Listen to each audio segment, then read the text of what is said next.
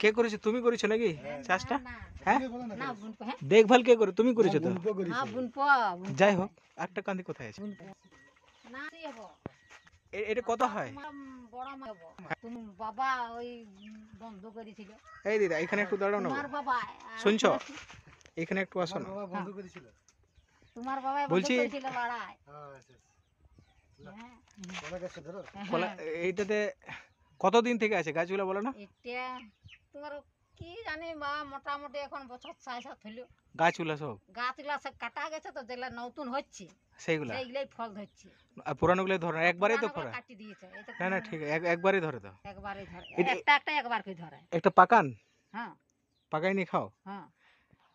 আর নষ্ট কত হয়েছে? নিচের দিকে কিছু নষ্ট হয়েছে নাকি? হ্যাঁ, কিছু হয়েছে। আর এটা বিক্রি করো না, তরকারি করো ঘরে? বিক্রিও করে, তোমার ইয়া করে, এই দিও তোমার ওই বিটি ঘর দিকে দিও। ও, মানে আত্মীয় স্বজনকেও দাও? হ্যাঁ, হ্যাঁ।